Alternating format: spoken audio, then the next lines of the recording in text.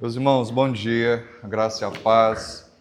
É um prazer muito grande poder estar aqui juntamente com a Mércia. Nós tivemos a oportunidade de permanecermos aqui um tempo considerável, nos alegrarmos no Senhor com os irmãos, e tempos de pranto, tempos de alegria, tempos de luta, tempos de vitórias que o Senhor nos concedeu.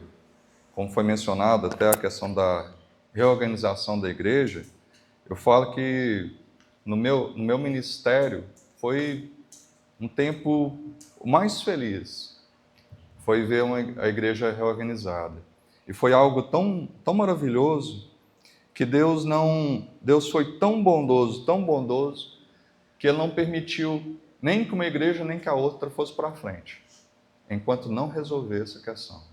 Quando houve perdão, quando se achegaram, se uniram, se fortaleceram, a igreja realmente redundou em glória ao Senhor, tanto que tem até fruto, né? Em Edéia, a questão do fruto aqui, do trabalho aqui de Pontalina, da igreja de Pontalina, juntamente com o apoio de Cromínia, deu fruto ali aquela igreja, que eu tenho boas notícias aí.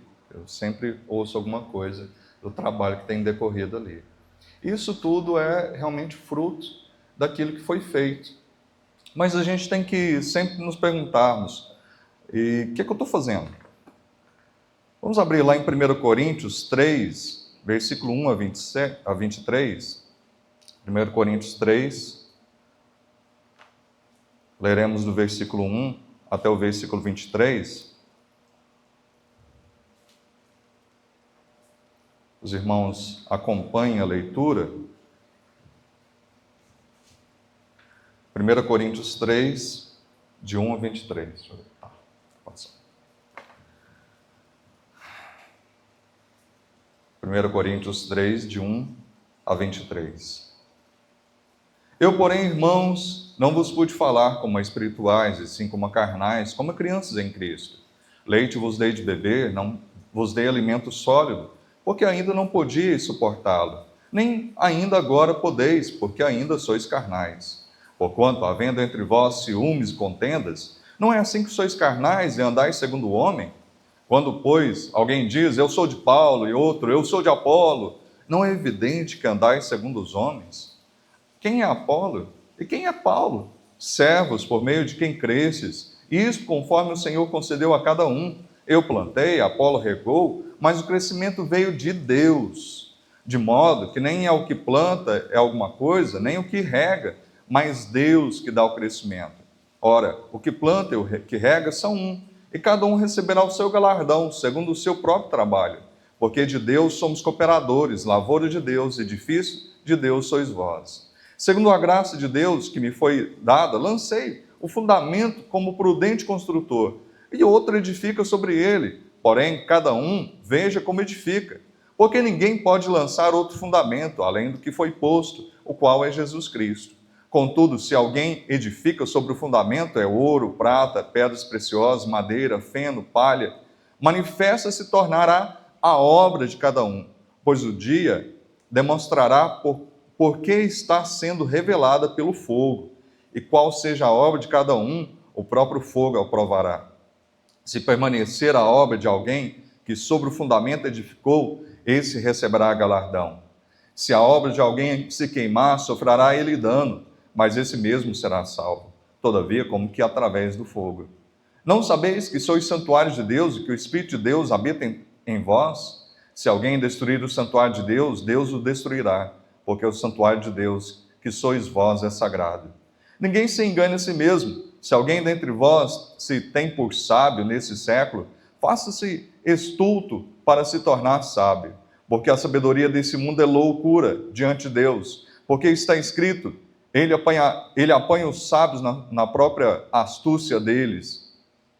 E outra vez, o Senhor conhece os pensamentos dos sábios, que são pensamentos vãos. Portanto, ninguém se glorie nos homens, porque tudo é vosso, seja Paulo, seja Apolo, seja Cefas, seja o mundo, seja a vida, seja a morte, seja as coisas presentes, sejam as futuras, tudo é vosso, e vós de Cristo, e Cristo de Deus. Senhor, tua palavra foi lida e, apesar das limitações do teu servo, apesar de todas as falhas, ó Pai, mais uma vez, pedimos que o Senhor fale ao teu povo. Quebranta-nos os corações, nos dá uma mente atenta à tua palavra e nos dá, ó Pai, um espírito disposto a cumprir, a obedecer aquilo que o Senhor tem nos ensinado. Mais uma vez, ó Pai, pedimos a iluminação do teu Santo Espírito. Sê conosco. Nós nada podemos se não for pelo teu favor. Em nome de Jesus Cristo. Amém. Como é bom a gente recordar, nós recordarmos com saudade aqueles que já se foram. Domingo passado nós planteávamos realmente o nosso irmão José, que foi elevado à glória, foi chamado pelo nosso Senhor. E hoje nós nos alegramos com aqui a igreja completando mais um ano de vida. Mas a gente não pode viver de passado.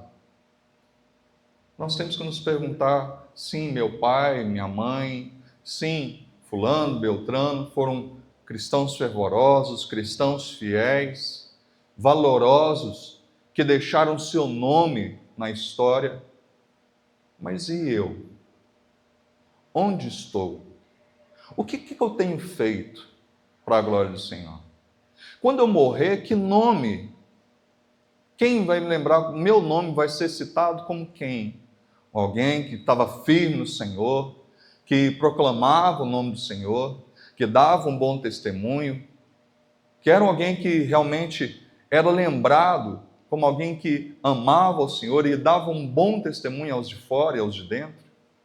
E vocês devem se lembrar que uma vez, certa vez, eu coloquei a expressão, né? Eu não coloquei essa imagem, mas eu mencionei que logo no início do meu pastoreio, eu morei lá para as bandas de frutal, e o pastor lá da central, o pastor Elimar, uma vez ele pegou e falou que a igreja parece uma carroça. Eu falei assim, mas como é que é? Igreja parece uma carroça, pastor? Me explica isso direito, né? Ele falava, olha, a igreja parece uma carroça. Tem aqueles que quando está muito pesada a carroça, ele vai lá para frente, pega nos estribos ali do cavalo e dá uma puxada para fortalecer. Vamos, né? Pega ali no arreio, puxa e anima. Tem aqueles que, segundo ele, ficavam em cima da carroça, reclamando. Vamos, esse negócio não vai não, né? Vamos aí, age. E ficava em cima da carroça reclamando. E ele dizia que ainda tinha alguns outros que ficavam atrás da carroça, puxando para trás e achando que estava fazendo um serviço. E essa história é uma história dura, mas não menos dura do que esse texto nos fala.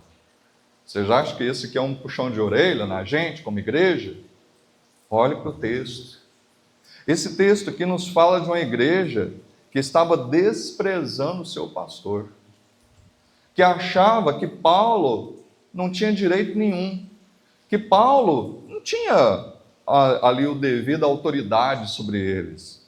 O apóstolo Paulo escreve essa carta por volta de 55 depois de Cristo. Ele recebe notícias através ali da casa de Cloe e provavelmente um grupo de pessoas que foi levar uma oferta para ele. E eles falam, olha, está acontecendo isso na igreja. E ele fica sabendo de divisões, de frouxidão na disciplina, questões sobre casamento, divisão sobre a liberdade cristã, irregularidades no culto, heresia sobre a ressurreição. E o propósito de Paulo era fortalecer essa igreja, restaurar a unidade da igreja, animar aquela igreja e responder, corrigir algumas questões de forma prática, corrigir várias irregularidades que ele ficou sabendo, quanto à questão da conduta. Então, o apóstolo Paulo ele escreve, então, 55, recebeu essas informações ali da casa de Cloe e de outros que tinham levado essa oferta. O apóstolo ficou ali perplexo, né, de divisões, frouxidão de disciplina, questões sobre casamento, divisão sobre liberdade cristã, irregularidades no culto. Algumas pessoas falando que eram mais espirituais do que as outras, porque falavam em línguas, e Paulo vai falar, olha, é um dom só. O corpo não é todo um dom só, né? Já pensou um corpo só olho, só braço, só perna? Não existe isso, mas é parte do corpo. Irregularidades. O próprio Paulo, ao escrever, ele tinha o intuito, então, de restaurar a unidade e responder essas questões. E Paulo nos fala de 3 princípios sadios, alguns princípios sadios para a igreja em todos os tempos. Princípios básicos para o crescimento, para a manutenção, para a edificação da igreja. Que nós temos sempre que verificarmos. Está desse jeito? Está ok?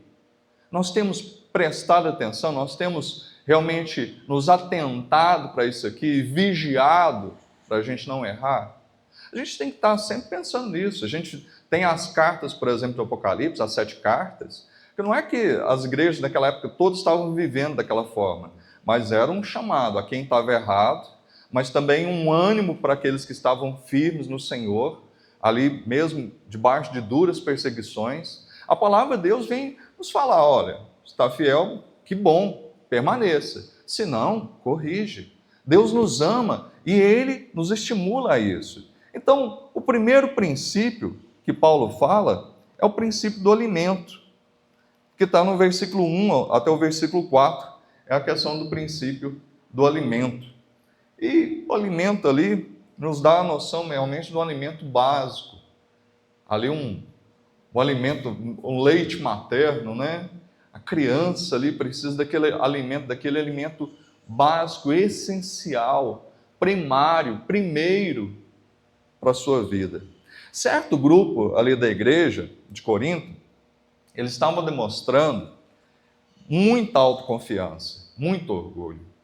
E eles realmente tinham dificuldade em aceitar o ensinamento da cruz. Eles não aceitavam a questão de Cristo. Cristo, o Senhor dessa igreja é alguém que se entregou, foi crucificado, se humilhou a tal ponto. Não. Então, vários ali não aceitavam a pessoa de Cristo como Redentor, como Salvador. Vários não aceitavam que Cristo tivesse dado autoridade a Paulo como apóstolo do Senhor ali para edificar e para exortar e para estar dando a manutenção ali da igreja. Não aceitavam isso.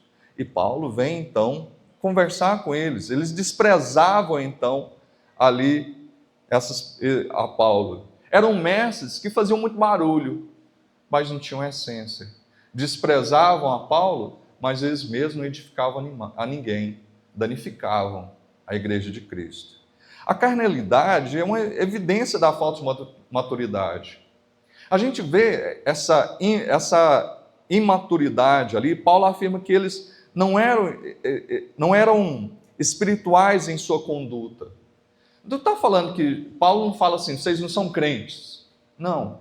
Paulo segura um pouquinho e ele pega e fala, olha, vocês não estão agindo como deveriam agir. Vocês estão incompatíveis com o que vocês têm declarado. João Calvino, reformador João Calvino, fala, ainda que não estivesse inteiramente sem a graça de Cristo, no entanto, todavia, suas vidas possuíam mais da carne do que do Espírito. Eles eram crentes, mas, no entanto, o seu proceder não estava de acordo com o ensino. Eles não estavam prestando atenção no que era agradável ao Senhor mesmo.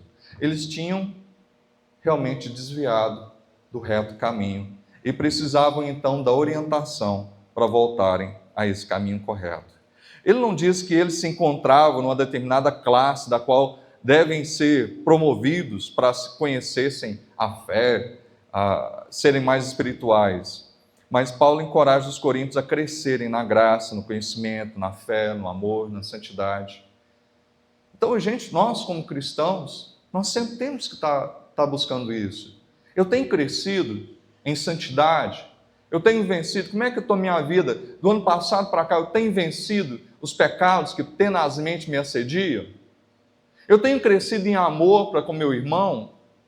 E até Paulo pega e fala isso para esses coríntios que achavam que o dom supremo era falar em línguas. Ele fala, vocês falam em língua e estão brigando, estão com divisões dentro da igreja. O que isso adianta? Mesmo que eu desse meu corpo para ser queimado, mesmo que eu tivesse conhecimento de todas as coisas, mesmo que eu desse meus bens para os pobres, tivesse fé para transportar os montes, se não tiver amor, nada disso me adianta.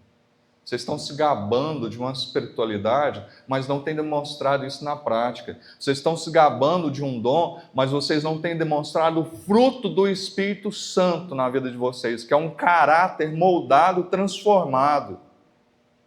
Isso vocês não têm demonstrado. O apóstolo os trata como crentes, mas apesar de possuírem certa vivência na fé, não haviam amadurecido como esperado.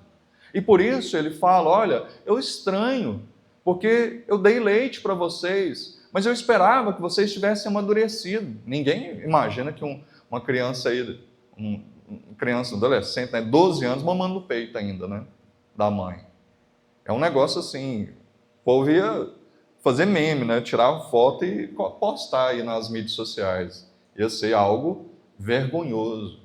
Para a igreja também, a gente espera que haja um crescimento, um amadurecimento para comer não só beber o leitinho ali materno, mas tenha substância para que cresça. E esse crescimento é evidenciado na nossa vida. As nossas vidas são transformadas.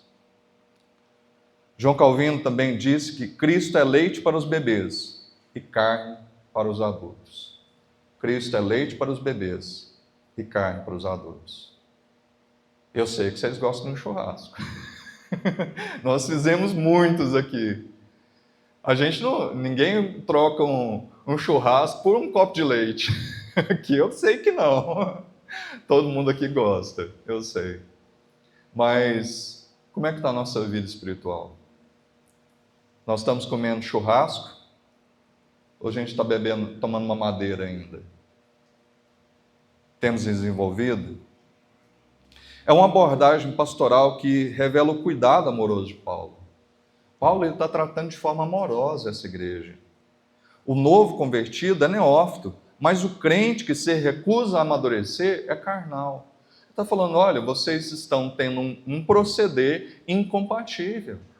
Vocês, como cristãos maduros, devem buscar crescer, desenvolver, ser exemplo. O crescimento requer aprofundamento no ensino. Quando a criança nasce, ela não se alimenta como um adulto, vai comer feijoada, nem suã de porco. Porém, à medida que cresce, ela vai deixando daquele alimento por um alimento mais consistente. Vocês têm feito isso, têm desejado isso, buscado um alimento, a palavra de Deus, a cada dia mais consistente? Como Davi fala no Salmo 1, meditar ali dia e noite. Temos nos esforçado. O alimento, é claro, é gradativo. A gente está numa época de coisa instantânea, né? É nesse miojo, é tudo instantâneo. Eu estava falando ontem que a gente não tem mais paciência com nada. Até o WhatsApp, os vídeos do YouTube, a gente pode colocar lá em 1.0, 1.25, 1.5, 1.75 e 2.0 de velocidade. A gente não tem mais paciência. É igual um menino que plantou batata num dia, no outro dia já queria colher batata. Aí a avó falou, não, espera, não é assim. Também a nossa vida, a gente tem que persistir. Nós temos que persistir. Do mais simples para o mais complexo, não pode suportar, às vezes, algum ensinamento mais profundo, mas nós temos que crescer. Ainda que sendo reconhecidos como filhos, a descrição não é favorável. Eles eram imaturos, incapazes de assimilar um alimento mais sólido, mais profundo, porque ficaram com coisas, bobagens, ficaram presos em bobagens, em briguinhas, em coisas tão fúteis que tiraram o rumo. Efésios 4,14, não sejamos como meninos levados por todo vento de doutrina, transformados em joguete das artimanhas dos homens, mas que cresçamos diariamente. para a gente não ser levado de um vento para o outro, de uma igreja para outra, sai, entra, sai, volta, não sei o quê. Firma na palavra, firma na palavra de Deus. Existem fases no crescimento onde, quando a fé se torna cada vez mais experiente e capaz de lidar diariamente com as crises, com as oportunidades. À medida que nós temos sabedoria de Deus, nós temos conhecimento da palavra de Deus, nós nos tornamos capazes de lidarmos com situações mais pesadas. Se eu perguntar para vocês, provavelmente, para pensar, quando você era mais novo, você enfrentava as dificuldades. Se hoje, você olhando para aquelas dificuldades que pareciam coisas terríveis, difíceis, você olha para aquilo e fala assim, não, aquilo não era nada. Nossa, hoje aquilo não é nada. Simples de ter passado por aquilo. Mas por que você acha simples? Porque você cresceu. Você hoje amadureceu e sabe lidar com questões mais graves. Maturidade não é apenas uma questão de conhecimento, mas principalmente da prática, de vivência. É alguém que se empolga com as noções básicas, mas não demonstra interesse em se aprofundar na palavra de Deus. É alguém que realmente não está interessado. Quer permanecer do jeito que está. Não, eu nasci assim, eu vou morrer assim, é aquela síndrome de Gabriela, Tá bom, do jeito que está. Tá bom do jeito que está? Não, a Bíblia fala cresçamos. Cresçamos. 2 Pedro fala cresçamos. Antes, crescei. Crescei. É uma exortação para nós temos que crescer. A imaturidade causa problemas. Tinha inveja, tinha divisões entre os irmãos, que em vez de seguir a Cristo estavam seguindo a homens. Então tinha muito problema, e muito problema por quê? Porque não cresceram na palavra. Por conta de não crescer, de não ter uma fé sólida, ter uma estrutura realmente adequada, eram levados e se deixavam por todas as questões. Ao vergonhoso por que são os convertidos já há anos, que merecia admoestação, porque o crente amadurecido deve ser caracterizado pelo Espírito, governado por Ele. Eles necessitavam se portar como novas criaturas em Cristo. Eles deveriam se portar como novas criaturas, mas eles estavam ainda inadequados. E a gente tem que olhar para nós mesmos e falar, Senhor, como é que eu estou? Onde que eu estou? Para onde que eu vou? Senhor, eu estou aqui, o Senhor me colocou nessa igreja, o Senhor me colocou aqui com um propósito, e o que eu tenho feito? Senhor, o que eu posso fazer? Me ajuda, Senhor. Nós só vamos crescer quando nós estivermos no corpo. E vocês sabem que eu sempre mencionava isso. Membro fora do corpo apodrece. Se cortar o dedinho aí e deixar ali, vai ficar bonitinho durante um tempo. Passou um tempo, apodrece. Se está fora do corpo, volta logo. Tem que costurar logo, porque senão vai apodrecer. Então, nós não podemos ficar longe. O segundo princípio é o da lavoura. Somos lavoura do Senhor. Fala ali do versículo 5 até o 9. Somos cooperadores, somos lavoura de Deus. Lavoura do nosso Senhor. O princípio da lavoura nos ensina que há um tempo para deixarmos de apenas receber alimento e passar a colocar a mão no arado, trabalhar também. É bom receber o alimento, é bom ficar ali, mas a gente precisa trabalhar. Deus, quando estava lá o povo de Israel peregrinando durante aqueles 40 anos, Ele poderia ter feito chover pão na porta de cada um, na porta da barraca de cada um. Mas não, Ele colocava fazer chover. Fora do arraial, eles tinham que levantar, pegar, ir lá, apanhar aquele cereal e voltar para poder fazer o pão. Aquele pão de mel. Tinha que trabalhar. Aquele que não trabalha também não coma. Eles tinham que, pelo menos ali o Senhor estava falando, olha, eu estou dando pão, mas você tem sua responsabilidade também. Nós temos a oportunidade de estarmos aqui nesse lugar. Deus determina a função de cada um. Servos. Paulo fala assim, eu sou apenas um servo, como todos vocês. Paulo levanta a pergunta, quem é que é Apolo? Quem é que é Paulo? Provavelmente, alguns gostavam de Paulo porque ele tinha muito conhecimento. Apolo, ao que dá a entender, Apolo tinha ali uma formação grega, então ele devia falar muito bem. Paulo não era muito assim, a gente imagina, devia ser um pouco cansativo. A gente fala por conta de Eutico, né? Caiu da janela, morreu, mas ele não se viu livre, não. Paulo foi lá, em nome do Senhor Jesus Cristo, ressuscitou o homem e falou: para dentro, vamos terminar o sermão. Esse é. Pronto, morreu, está lá na glória, de repente, voltei, entra para dentro, vamos terminar o sermão, menino. Né? Então, às vezes, não era tão agradável, não tinha aquela capacidade, né, oratória, igual os gregos tinham. E por isso, alguns tinham partidário. Eu sou de Cefas. Quem são esses líderes? Quem são? Paulo fala, quem é isso? O servo não faz a sua vontade, o servo faz a vontade do seu Senhor. Quem é o nosso Senhor é Cristo. O servo não trabalha pelo reconhecimento, mas para agradar o seu Senhor. E a gente pegar, quem é pastor Éder? Quem é pastor Davi? Quem é? Somos servos inúteis, porque fizemos apenas o que deveríamos fazer. Lucas 18:10.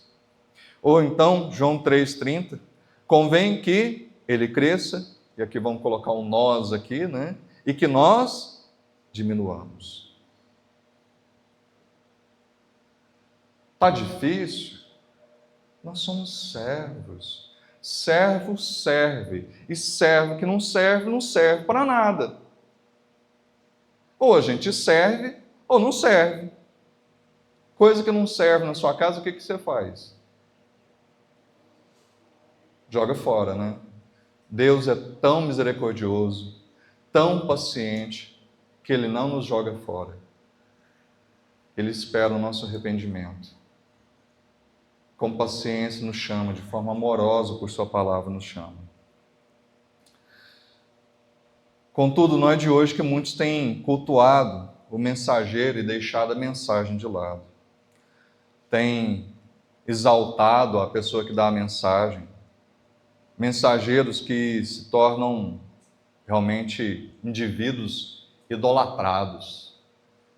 E às vezes o pastor sai, metade da igreja sai junto. Quem que era o pastor no coração daquelas pessoas? Cristo ou aquela pessoa? Não. Cristo é o Senhor da igreja. Só há um Senhor. Só há um pastor soberano. Gente, somos servos, como vocês também. Todos nós somos servos. Por meio de quem cresce, somos apenas instrumentos das soberanas mãos de Deus. Eu, pastor Davi. A conversão não ocorre pela fala bonita, cativante, do conhecimento humano, mas pela obra soberana do Espírito Santo de Deus. Conforme o que o Senhor concedeu a cada um. Deus concedeu a cada um dons, talentos, bênçãos. No verso 10, Paulo deixa claro que o princípio que governa o nosso serviço é a graça de Deus. Um planta, outro rega, cada um cumpre a sua função que o Senhor determinou. Estamos todos nós cumprindo a nossa função? Todos nós temos tomado o dom que o Senhor nos deu para a edificação dos santos, para que mutuamente estejamos edificando uns aos outros. Temos feito isso? A igreja não cresce se nós não estivermos cumprindo nosso papel.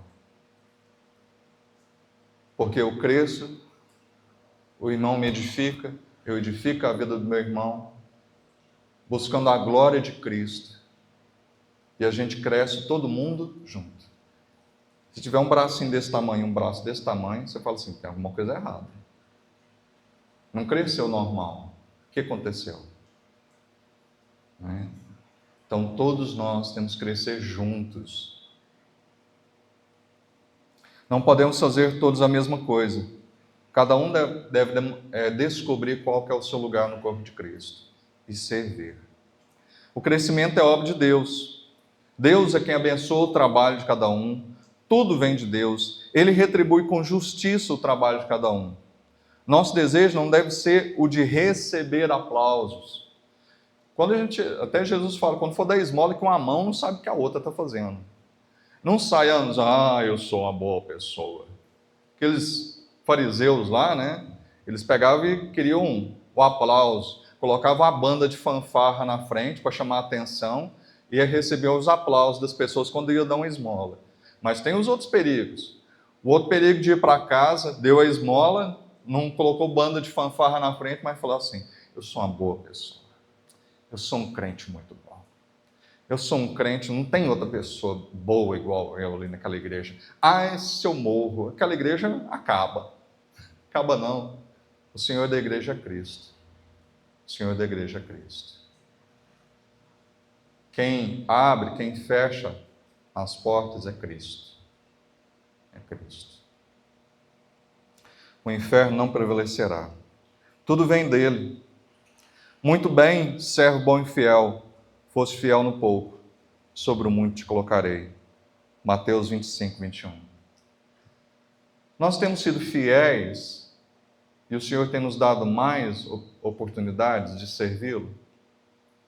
Quanto mais servimos, quanto mais crescemos, o Senhor nos dará maiores oportunidades de crescermos, maiores oportunidades de servir. O que você tem feito de diferença na sua casa? Não só na igreja, na sua casa, no seu trabalho, na sua escola. O que você tem feito de diferença? Eles sabem que você é crente? Tem que perguntar isso, né? Ou você é o 007 cristão, um agente secreto de Cristo? Você tem demonstrado isso? A lavoura é de Deus, somos apenas cooperadores na lavoura. Somos todos cooperadores de Deus na sua lavoura, trabalhando um ao lado do outro. Como trabalhadores, nós trabalhamos um ao lado do outro. É claro que a gente às vezes precisa de alguém para puxar ali a capinada. A minha mãe contava que meu avô e um dos meus tios, tio Ivone, eles eram muito fortes. E aí o que acontecia? A pessoa e precisava de capinar uma roça, ele pegava, chamava meu avô e meu tio e pagava um pouco a mais para eles. Porque o povo pegava, antigamente, capinava um pouquinho, dava uma paradinha, olhava para o tempo, né? Alguns enrolavam um cigarro de pai, ia pitar, e passava o tempo, né? E aí ficava para trás, né? Aí o que acontecia? Pagava um pouco mais meu avô e meu tio, porque eles puxavam a frente do trabalho. Eles me botavam ali para capinar e mandava ver. Quando via, os outros estavam para trás demais, aí eles não podiam parar, eles tinham que ir capinando também, porque eles tinham que acompanhar meu tio e meu avô na capinada. Aí o serviço rendia, aí ia para frente. Às vezes a gente precisa ter alguém que esteja à frente, nos mostrando. A gente vê Neemias, a gente vê nas Sagradas Escrituras, a gente vê na história da igreja várias pessoas. O pastor Augusto Nicodemos fala que a gente tem, certa vez numa reunião de conselho, ele falou que a gente tem que ter o Indiana Jones. Assim, hã? Tem que ter o Indiana Jones? O que é isso, pastor? Não, tem que ter um com chicote. Para dar vamos, gente! Então, às vezes, tem que dar uma animada. E a gente tem também. Nós temos que animar uns aos outros nessa tarefa. Somos cooperadores. A seara, na verdade, é grande, mas os trabalhadores são poucos. Rogai, pois, ao Senhor da seara que mande mais trabalhadores para a sua seara. Mateus 9, 37 e 38. A igreja é a lavoura de Deus. Local onde se trabalha e se produz. O discípulo tem que deixar, em certo momento, de só comer, só usufruir, para passar também a trabalhar. Se você acha que não está bom, então muda. Aqui podia estar diferente. Ué, é mesmo em quê? Vai e faz. Não, mas eu ia falar para o fulano fazer. Não, dá o exemplo. Dá o exemplo. Se a gente está vendo alguma coisa que tem que fazer e não faz, nós é que estamos sendo negligentes. Nós também estamos sendo negligentes. Porque a gente sabe o que tem que fazer e não faz. A igreja é a lavoura do Senhor. Deixar de apenas ser servido e servir. Se alguém não quer trabalhar, também não coma. 2 Tessalonicenses 3,10. Também, por último, nós temos que ser o princípio da construção ali. Edifício de Deus sois vós. Edifício de Deus. O princípio da construção nos ensina que nós não podemos construir o que queremos, nem como queremos. A gente não constrói o que quer do jeito que quer. Você tem que chamar alguém que entende, você tem que pedir ajuda, pedir o auxílio, pedir opinião, né? Se eu for construir uma parede, não vai dar certo. Tem toda uma logística por trás daquilo. Tem que ter o tanto certo de cimento, tem que ter o tanto certo de areia, para você fazer a massa ali adequada, para pegar e assentar aquilo ali, para construir aquele muro. O muro você tem que passar o prumo dele de fora a fora. E ali tem a base também, você tem que colocar as vigas, você tem que furar ali, colocar a ferragem. Tem toda uma técnica. Você não tem a técnica, você constrói um muro, no outro dia, caiu. Mas a gente tem que buscar, nós temos que ter realmente buscar servir ao Senhor, falar assim, Senhor, eis-me aqui, envia-me a mim. Cadê os outros? Cadê o resto, Senhor? Deixa eu ajudar também. A igreja é edifício de Deus. Trabalhar na igreja é uma graça, é uma oportunidade. Você não está fazendo um serviço voluntário. Você pode fazer um serviço voluntário em outro lugar. Aqui na igreja você é servo. E aqui você tem que servir. Tem nada desse negócio, eu faço um serviço voluntário. Você faz o serviço para a glória de Deus. E se faz um serviço para a glória de Deus, o servo, como já disse, até eu mesmo, pastor Davi, nós somos servos inúteis. Estamos fazendo nada mais, nada menos do que a nossa obrigação. Deus nos deu a vida eterna. E nos deixou um pouquinho de tempo aqui para demonstrar a satisfação, a alegria, o júbilo de sermos filhos de Deus, de termos sido salvos e manifestar isso para outras pessoas. As características da edificação devem ser determinadas pelo caráter do dono. Deve ser prudente. A palavra prudente aqui no texto tem um sentido de cautela, habilidade. O imediatismo é o maior inimigo para quem quer construir uma obra. A gente não constrói nada da noite para o dia, não. Tem necessidade de planejamento, de verificar o que precisa, do tanto material, dos funcionários. Quem trabalha na igreja trabalha para a eternidade, não para o agora. Às vezes a gente está querendo um agora, um imediato, rápido. Não. Às vezes a gente tem que juntar ali, igual a gente vê, Davi reuniu um pouco de valores, de mantimentos, mas o Senhor falou para construir mesmo o tempo foi Salomão. Salomão construiu, o Senhor não deixou Davi construir. Foi Salomão. Tem o tempo certo, tem o tempo do Senhor, mas nós não trabalhamos sozinhos. O que fazemos deve ser útil para o trabalho do outro, do que vem depois de nós. Somos cooperadores, não competidores. Falaram vários nomes de vários pastores. Eu conheci o Crispim, o seu Crispim.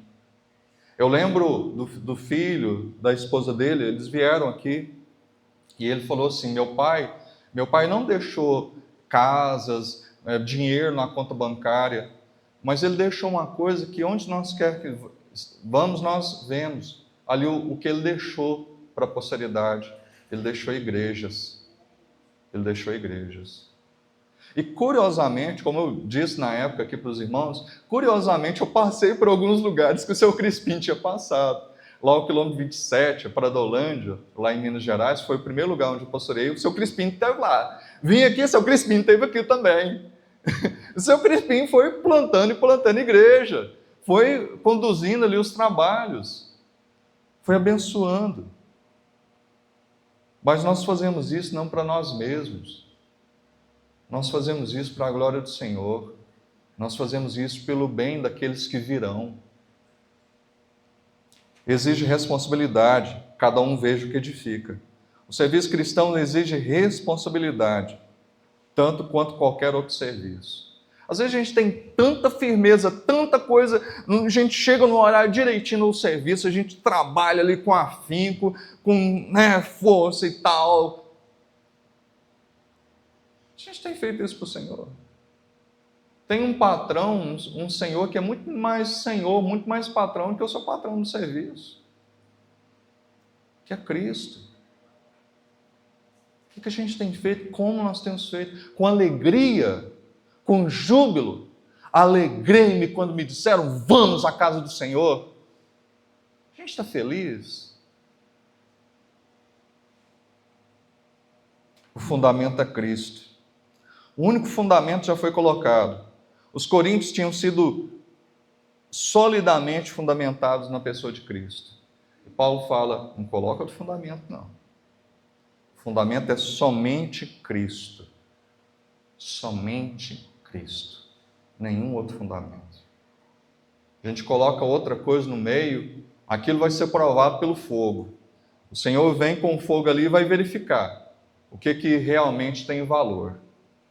Não pode ser mudado. Ainda que os ouvidos dos membros daquela igreja sofressem coceira por novidades, estava coçando por novidade, querendo coisa nova, novidades, inovações. O fundamento é Cristo. A gente não inova com fundamento. Vai inovar, arranca essa coluna aqui para você ver o que acontece. Vai inovar. Arranca essa outra aqui, vamos inovar, vamos arrancar essas colunas aqui, para que essas pilastras? Vamos inovar. Vai acontecer igual Sansão, quando abraçou aquelas colunas lá e as quebrou. Vai ser um desastre. Nós não tiramos o fundamento essencial da nossa vida, que é Cristo. Você não pode colocar, nós não podemos de forma alguma colocar outra coisa que não Cristo. A Ele, somente a Ele, acima de todas as coisas, nós devemos adorar e servir e amar. Acima de tudo, de todas as coisas. Concluindo, a falta de conhecimento da palavra de Deus e a carnalidade, o mundanismo, havia atrasado o crescimento daquela igreja, fazendo com que permanecesse no estado de maturidade. Eles não se alimentavam direito da palavra de Deus e por isso eram como crianças. Eles não cooperavam de forma responsável na obra e por isso havia divisões. Eles não desenvolviam seus dons e talentos adequadamente, por isso não conseguiam fazer a obra crescer de forma segura e confiável. Escolheram andar no caminho errado, mesmo sabendo qual era o caminho certo. Você saber o que é certo e fazer o errado, você está sendo mundano, você está sendo carnal, você está sendo um crente carnal. Eu sei que eu devia, eu sei que é assim, a palavra diz, então você está pecando. Nós pecamos. Quando nós sabemos o que deve ser feito, quando nós sabemos o que deve ser praticado e não fazemos, é pecado contra o Senhor. Algumas aplicações. É necessário passarmos do leite para o alimento sólido.